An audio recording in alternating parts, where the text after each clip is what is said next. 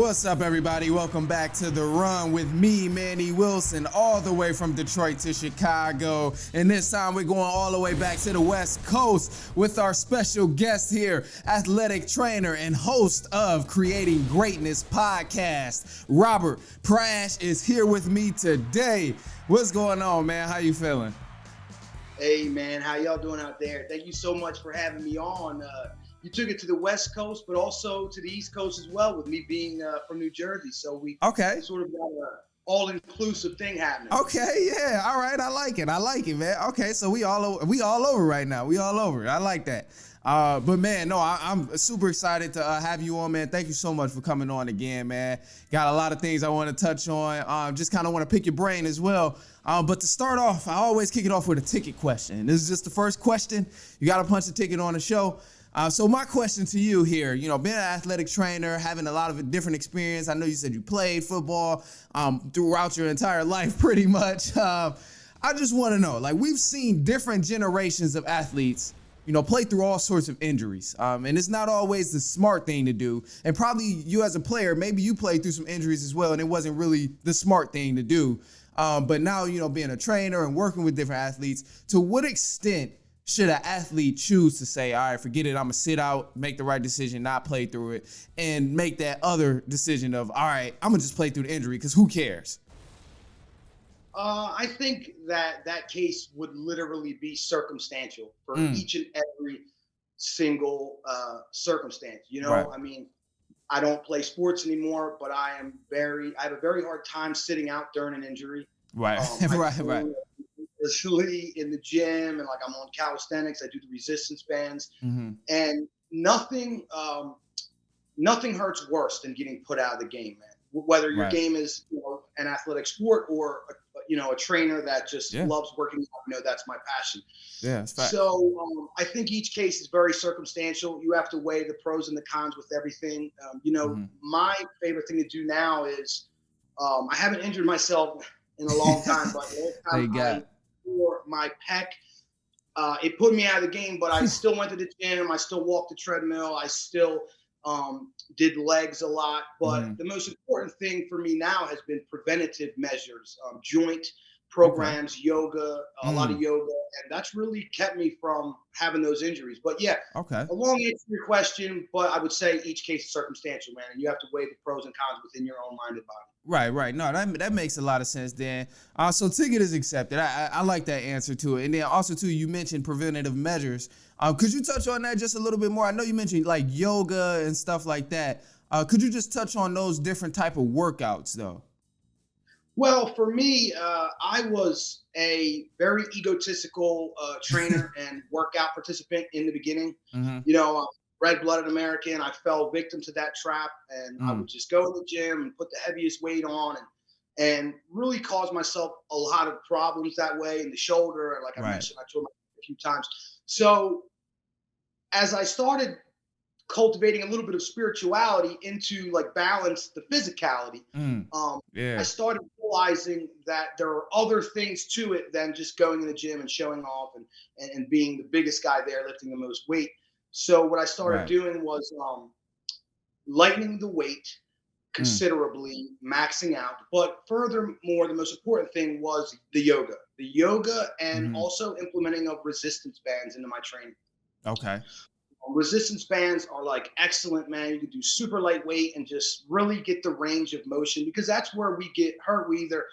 The muscle gets stronger before the joint does, and that comes with supplementation. When you're doing things like creatine and things that are even worse than that, your muscle is growing and getting stronger before the joints are. So you're jumping in the workouts head on, you can get injured that way. And that's the way that I did. So I decreased my supplementation considerably, where now I'm just really on like a little bit of protein, a little bit of amino acid, and do the yoga, specializing in the parts where you're weak. Like me is my knees and my shoulders. I'm doing a lot of yoga. And then the resistance bands also help. Okay, yeah, no, that makes a lot of sense, man. I did yoga a few times actually, and I really liked it because it was slightly different than, like you mentioned, that typical, all right, let me go to the gym and just like lift heavy and do all kind of heavy type of workouts. It was slightly different, and it felt, for me, it was uncomfortable because it's like I'm not used to, doing these type of emotions, or I'm not used to, bending this type of way. So it was definitely interesting for me, and I enjoyed that. And I also heard, like, a lot of athletes, a lot of football players, basketball players, they incorporate yoga into their workouts. And would you say a lot of that, because I know you mentioned like to strengthen different joints and stuff, would you say like that would be a huge reason of why is to strengthen different joints and parts of their bodies? Yeah, absolutely. I think one of the most important things about yoga for an athlete is Mm-hmm. it keeps your range of motion and your Ah, flexibility. And yes, it's okay. strengthening your joints and tightening your muscles to prevent injury. So I think that's the first initial reason most Mm-hmm. athletes get into it. But I'm gonna tell you why they stay. Let's hear And it. you touched on it because you said it was weird. Like I was out of my comfort zone, and Mm-hmm. that's what I mean by taking the ego out of it, man. It's like Right. if you were to ask me 10 years ago, I would say, oh, yoga is for women or it's for older people, because I was that type of person. I'm just being honest. Right. Well, Right. once I drove that and just, I don't care what people think of me, dude. If you see me doing a downward dog in the gym instead of bench pressing 300 pounds, that's okay because I'm comfortable with who I am. That's all that matter, man. People end up staying because they touch that, they connect that piece of Mm-hmm. themselves. Excuse me. Because through the breath and the stretches, and maybe they got the spiritual music going in there, Right. something happens on Yeah. that mat, and it sort of pieces together another part of us and who we are, because we Mm-hmm. are men, we are strong, we are athletes, and we are physical, but there's also a totally different aspect of who we are that will help complete that scenario, man. And yoga Yeah. touches on that. I feel like it also helps just a lot mentally, man. That like, it brings that balance. You mentioned that earlier too. Just like, kind of helping to balance out different type of things you were doing. I feel like yoga helps a lot with that. Not only does it help the ego, but being comfortable with yourself, being comfortable, being a male, regardless of your size, doing a downward dog. It's like, I mean, hey, at the end of the day, who cares what somebody thinks? Like, I'm getting my good workout. Like, I can probably bend in ways that this person can't bend. I can probably, jump in certain ways without having to feel certain risk in my knees or my hips and stuff like that. And I think that has a lot to do with it too. So for those who out there interested in possibly doing yoga, give it a try, man. Give it a try. And you just don't be too hard on yourself. I think for a lot of guys, people are way too hard on themselves, too judgmental for themselves.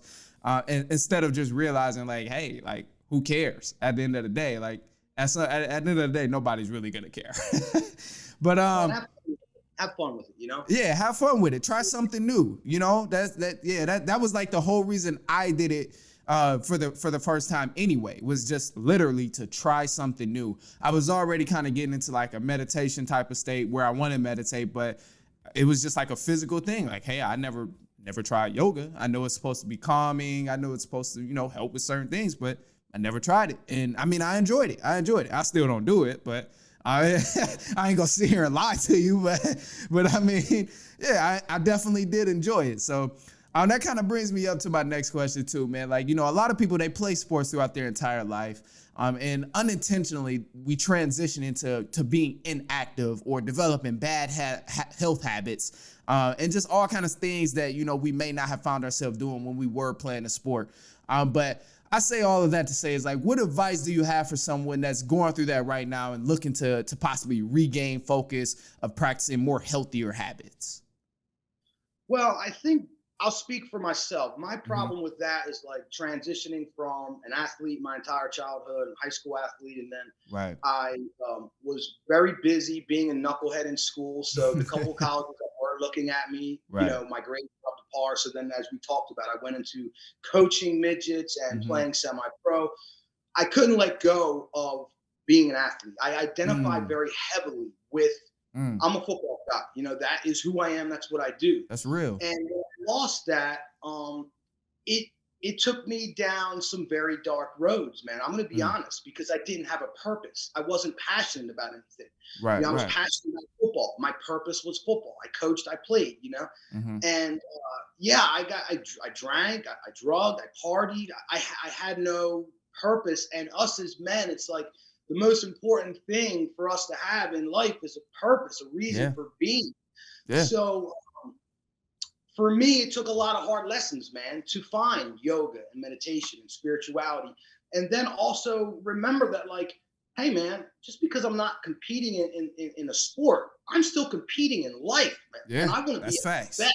That is So facts. I got the personal trainer certification, and I started training my body and training my mind Mm-hmm. like I'm training for some sort of event, because my warrior spirit won't let me do anything less. I want to Mm-hmm. be prepared for anything, man. I'm the guy in the restaurant that's sitting in the back and I'm looking at everything because I'm waiting for Right, right. it to, and I'm ready. Yeah. And that's something that I preach about in creating greatness. Like, we don't have to be doom and gloom to be at our ultimate readiness, Right. and that's something that I hold diligently within Mm. my mind. I'm a father, I'm a husband, I'm a volunteer in the prison systems. I'm a leader in my community, Mm-hmm. so I have to be strong. I have to be disciplined. And I found purpose in those things. I Right. realized I didn't have to just identify with this small piece of who I was, this physical, tough person, which is Yeah. still an aspect of who I am. I was so much more than that. And my purpose Facts. now is more widely driven. But yeah, man, I train like we're going to war. And I'm not thinking that. I'm not no negative person. I'm not doom and gloom. But Mm-hmm. that's what helps me with my purpose, and helps me not drink, and helps me not overeat, and helps me not fall into those Mm. vices of immediate gratification, that once we fall off those highs from the field, Right, when we were right. getting cheered at and all the girls wanted to, we were scoring whatever, Right, once we come off those highs, we have to balance ourselves back out. right. Yeah. And we need to do it without going to the lows that I did, to find that. Right. Yeah. No, that makes perfect sense, man. I feel like that's always a tough transition for anyone is, once you go from playing sports, especially as long as you did as well, because a lot of people that ends right after high school. And then only a large majority goes on to that next level to play any college football, whether it's small or big or whatever the case is. And I feel like that is such a difficult transition period. And I know you mentioned you like had to refine your purpose and find like things that motivated you again. I guess I just want to say, like, for advice for those who are looking to, kind of refine their purpose, the meditation, the yoga, in any type of order, what would you say is like, the route that they should probably look into first to help themselves? First of all, it's an amazing question, man, because it Thank will answer a lot. If people want to listen. The problem with it is that everyone's journey is different, man. That's the you. problem. Yeah. So we, as like teachers or guides, I can always speak from experience. And Mm-hmm. the very first thing that I would suggest to anyone is a sort of detachment from Mm. society and Okay. outside influence, because oftentimes as we're maneuvering through our day to day, we're coming in contact with so many demands on our attention and so many influence, whether it be from friends or family or work or the internet or whatever you're looking at. Right. You're so heavily influenced by those things that sometimes it's hard to like figure out who you really are, That's facts, what you're man. doing, and how you want to be doing it. So Yeah. that detachment, take some time to turn off your phone, turn off the TVs, be by yourself. And whether you spend that time in self-reflection Mm. or exercise or meditation or yoga or whatever your choice is, go that route, but do it with that detachment away from all the influences. You can really get in tune with who you are, man, because Yeah. I That's was like facts, man. 38 years old before I figured out who I really was. And a lot of people are 40, 50, 60 years old. They still haven't got in tune, man, with Yeah. the universe. Yeah, I meet You those people all the time too, man. It's like, and know, you can always tell. Go ahead, my no, bad. Go but ahead. that'll tell you what to do. That's your answer. Like, once you detach from those influences, you get in touch with you and who you really are, and that sort of like spark of divinity that resides within us all. Mm-hmm. It's going to become clear. It's going to clarify in your mind through the prayer, the meditation, the yoga, the exercise, whatever it may be. Right, With right. that solitude and that detachment, it's going to become clear exactly what you need to do. No, man, that's real, man. I really like that answer too, and I feel like too you can kind of sense that in others as well. Like I've met people like you mentioned. It's people who are still way older who haven't. You can tell like they still haven't found their true sense of self, and it's like because of the outside influence, it is hard to push that away. But it is something you have to do, and that's why I say I like that. I like the answer to that, just of isolating. So I want to kick it for a second because that is cool. I like that one, man. I like that one. Applaud to you for that. Applaud to you for that. Yeah, I think that's one of the most important things. And even if a person is transitioning, whether it's in sports, out of sports, I feel like that ultimately goes back to the key of like solving the problem that you have. And if you want to add anything to that of just like solving a problem that a person may have, whatever it may be, I mean, feel free to jump in, man. Feel free to jump in. I don't want to take up too much time. I get to go, and you said 30 minutes. Man. Those problems will, first you have to recognize you have a problem. And that's the thing, because so many of us are going through life. We do a lot of unconscious activities, and there's things that I'm noticing about myself that I do now. You know, it just never stopped. It's just like, okay, so I stopped drinking, I stopped doing drugs, I stopped watching pornography, I stopped doing this, I stopped doing that. And then now it's like, well, you still overeat at certain times, or you drink too much caffeine sometimes. So you have to admit that you have a problem. And to admit that you have a problem, it's like realizing, is it anything that you're doing that's keeping you from your best self? Because there's your problem. And then you have to ask yourself, are you willing to change it? You know, and then if the question number 2, the answer is no, then just stop where you're at or descale the dragon. Well, what am I willing to change? If I'm not willing to stop smoking, maybe I'm willing to stop drinking soda, or maybe I'm willing to stop biting my nails, whatever it may be. And then as you start nipping away at that person that you want to be and start making more and more best self decisions, you'll start tackling bigger and bigger problems. But because of that, you'll start winning more and more and getting bigger and bigger achievements. That's facts, man. And that is true. I like the way you broke that down. But here's what it makes me think about too, because I'm like on that same journey. I'm always trying to, you know, elevate and just become my best self. That's something that I try and just pride myself on with anything. But what I've noticed and what I've asked myself on multiple occasions sometimes is like, when does it get to that point? It's like that balance of like, all right, you know, I've done this. I stopped eating meat. I stopped, like I'm whatever. I stopped eating pork. I don't know, just small things like I cut this out, cut that out. And it's like, all right, to what extent will I completely transition every single thing? And that's something that I kind of keep in mind. And I ain't gonna lie to you, I don't know if I have an answer for that. just right now, I still don't know if I have an answer for like, all right, to what extent am I gonna stop doing all of my habits? Whether good, bad, whatever the case is. I mean, I mostly practice good habits, but obviously I can find some things that, you know, I can find some things, but that's to me, that's what I think. What do you think about that balance of like, all right, I'm gonna cut out these bad habits for sure. Boom, I got that point. I cut out the bad habits. Now, to what extent am I gonna balance of like, all right, let me continue to change certain things that help me get to where I am? If you get what I mean, right? Let me run it back for you. So, okay, you mean balance that you'll keep some bad habits? Like, oh, I'm gonna get all this, I'm gonna keep a couple to balance myself out.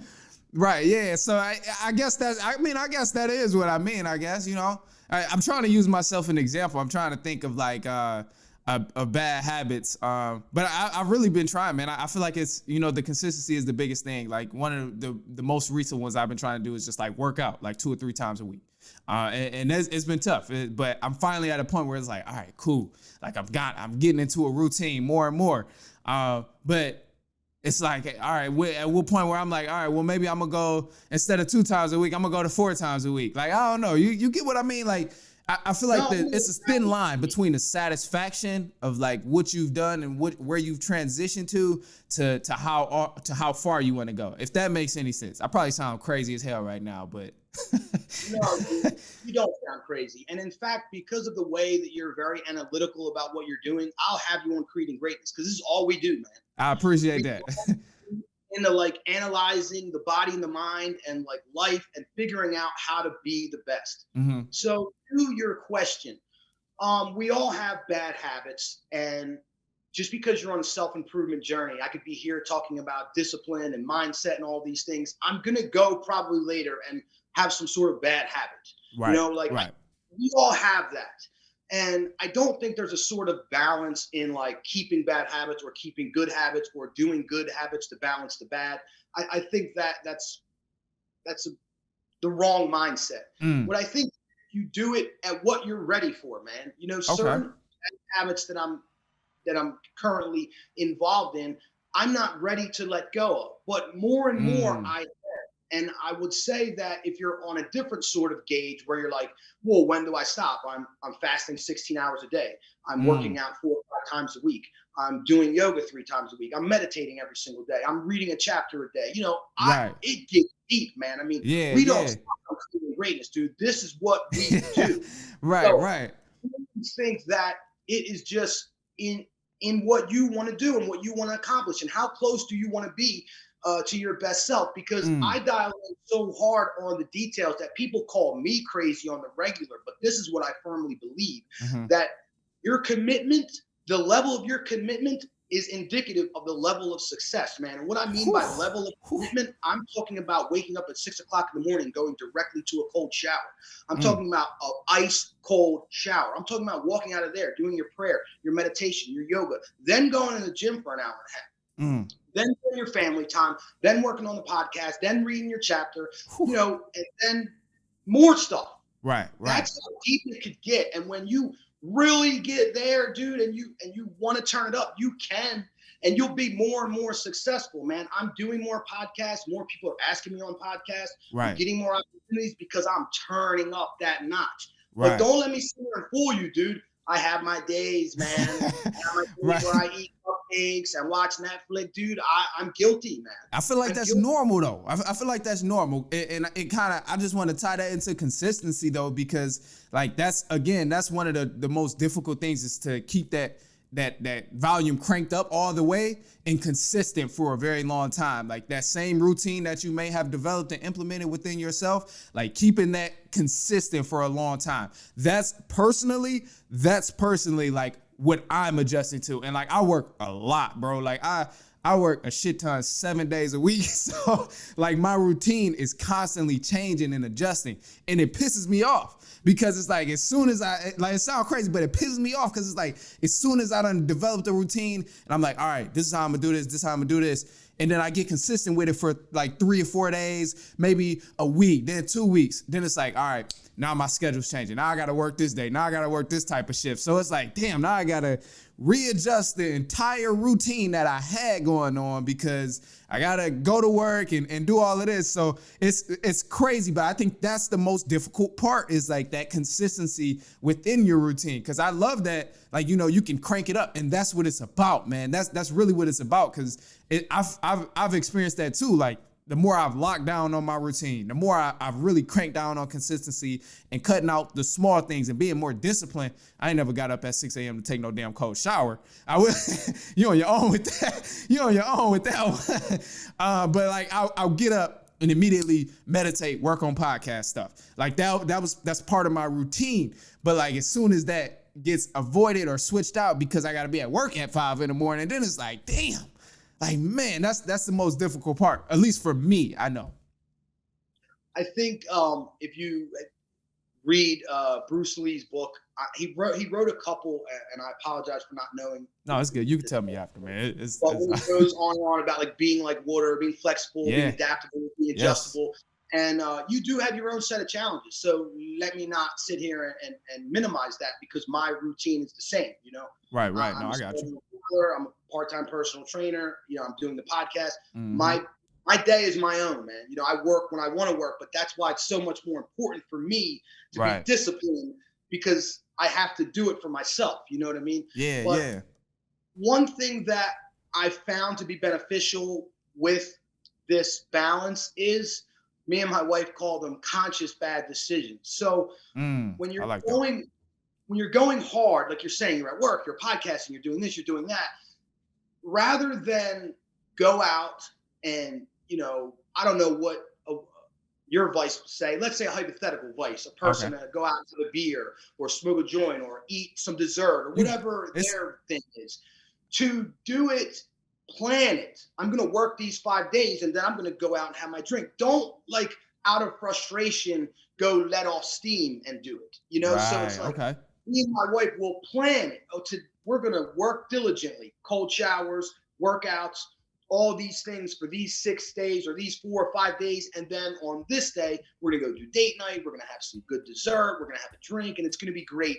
And you will enjoy it all the more because you did it consciously. You made a decision to do those things. You didn't just fall off your routine or say, F it, I'm tired, I don't want to do it. So that's more my thing. Like I take days off, I rest and recover, but I have to tell myself that I'm allowed to do that like the day before.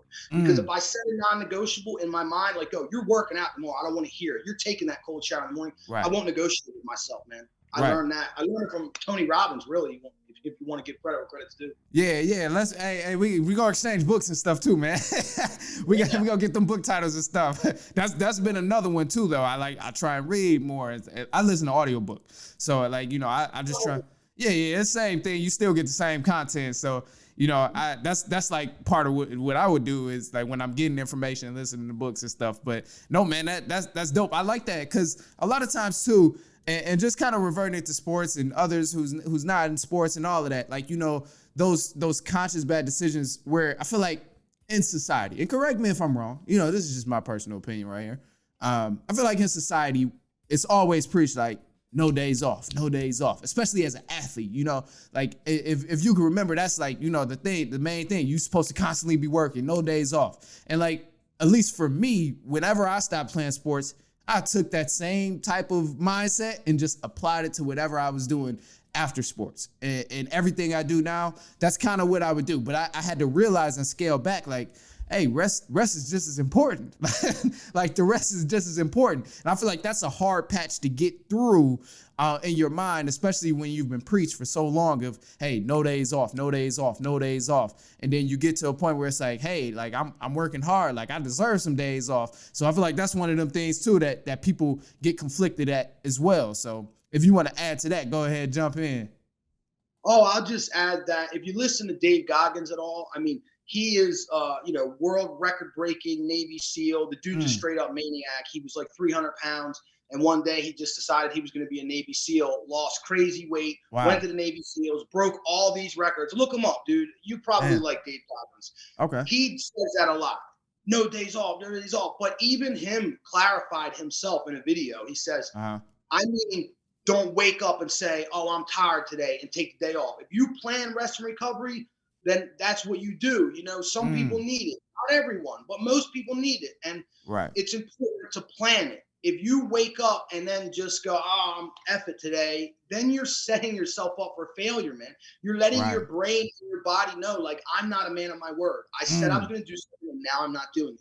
Man. But if you did all your work, man, you didn't shirk your responsibility. You handled all your business, but at the end of the week, you plan that night out, and you're going to, or if you plan the night in, dude, and want to order a pizza and relax and watch TV, you're going to enjoy that shit so much more because you're not shirking. You're not sitting there going, oh, I should be working out. I should be reading that chapter. No, I did all that. Facts, bro. You know what I'm saying? Man, that is facts. Me and my lady, we actually talk about that so much of like rest days because we try and plan a lot of things too. But there's been times unintentionally, and I'm going to use that as advice, bro. Like the rest days, like, even plan the rest days, plan the rest time periods, all of that, because it's so true. When you do it unintentionally, when you're like, all right, I'm going to be productive today, and you end up fucking around and you like, I'm not going to do it. You feel that sense of guilt.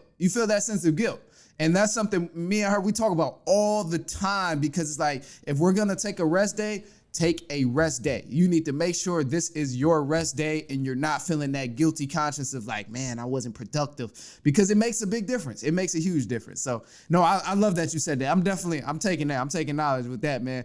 But I want to add something too, man. And I know we run out of time. I don't want to take up too much of your time. But you mentioned cold showers. I tried this. I just want to kind of pick your brain with this a little bit. I tried it at one point. But I couldn't get into it. Why? I just want to hear your reasoning of like, why you like the cold showers. I don't like it. Let's get it clear. I don't like it at all. Okay. And let's move further with it. I hate it. Okay. Working out. I hate working out. Okay. I hate taking showers.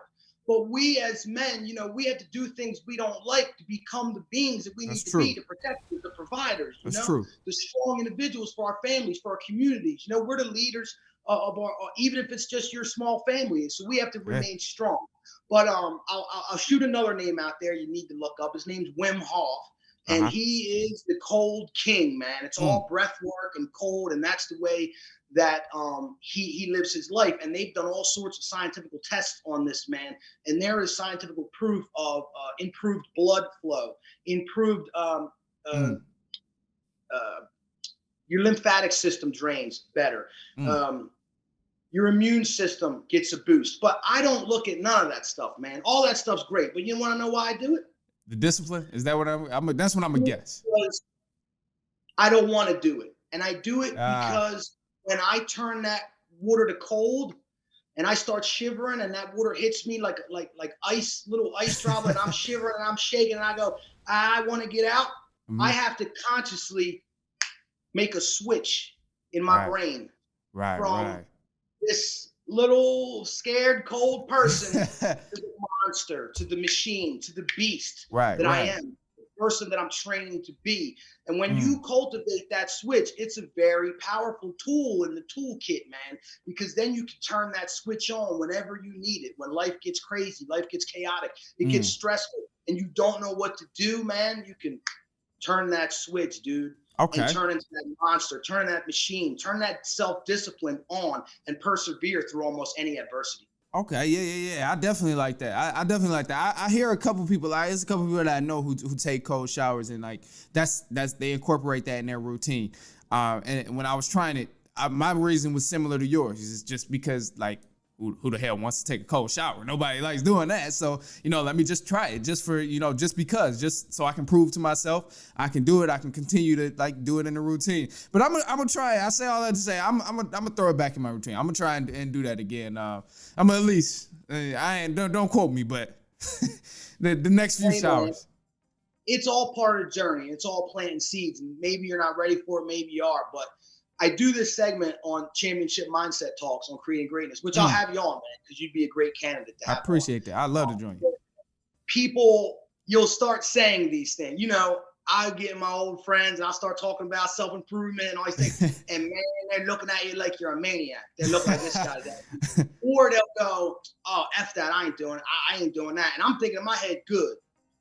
Because you won't go to the lengths that I will go, that gives me the competitive edge over you and everybody else that won't do it. So keep calling me crazy. Keep going, oh, that's for you. I won't do that. Okay. I'm telling you, the information's here. It's free for you. I want to share it. Because if you're doing good, guess what? So am I.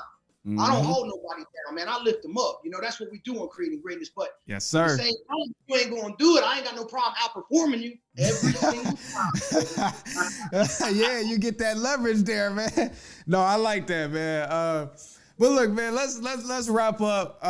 We'll talk more. I know we'll connect, but I want you to go ahead, drop your socials, drop where people can find you, websites, channels, anything where you would want people to find you, man. Go ahead, drop that information.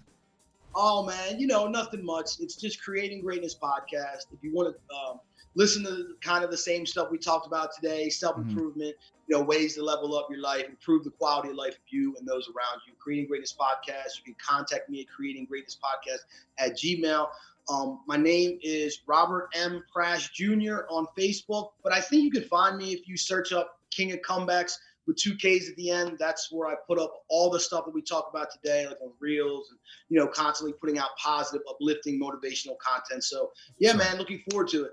And I thank you so much for having me on, man. Hey. It was a blast. Yeah, no problem, man. Hey, I appreciate you for joining, man. I really do. So I'm super excited to get this all out and everything, get it published and all of that stuff. But anyway, before we wrap up, you guys know where you can find me. Follow me on Instagram at The Run Podcast. Follow my personal as well at I am Manny Wilson. However you're listening, whether it's on Spotify, iPodcast, TheRunUSA.com, iHeartRadio, anywhere. I greatly appreciate it. But until then, we will be back later on next week, and so on and so on and so on.